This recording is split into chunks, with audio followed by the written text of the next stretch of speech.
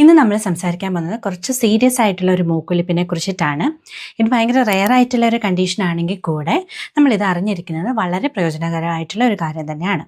So hi there, this is doctor Arya Devi. ഇത് വേറൊന്നുമല്ല, CSF rhinorrhoea എന്ന് പറയുന്ന ഒരു കണ്ടീഷനാണ്. അതായത് നമ്മുടെ ബ്രെയിനിനെ ചുറ്റപ്പെട്ട് കിടക്കുന്ന ഒരു ദ്രാവകമാണ് CSF.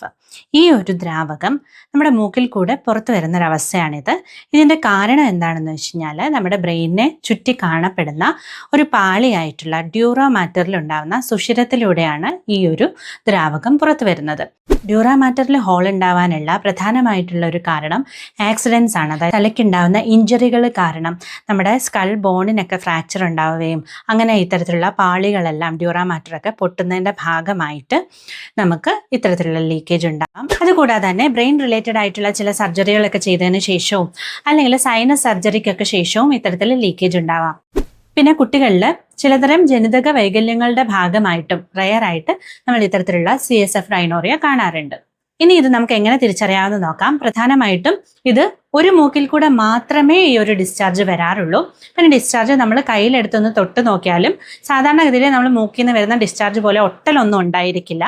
ഇതിൻ്റെ കളർ എന്ന് പറയുന്നത് ഒരു കളറും ഉണ്ടാവില്ല, വെള്ളം പോലെ ഇരിക്കുന്ന ഡിസ്ചാർജ് ആയിരിക്കും. അതുകൂടാതെ തന്നെ നമ്മൾ ഒരു തുണിയിൽ ഇതൊന്ന് എടുത്തിട്ട് ഉണങ്ങാനായിട്ട് അനുവദിച്ചു കഴിഞ്ഞാൽ സാധാരണ നമ്മുടെ മൂക്കിൽ നിന്ന് വരുന്ന ഡിസ്ചാർജ് കുറച്ച് ഉണങ്ങി കഴിയുമ്പോഴത്തേക്കിനും ആ തുണി ഭയങ്കര കട്ടിയാവും, സ്റ്റിഫാവും.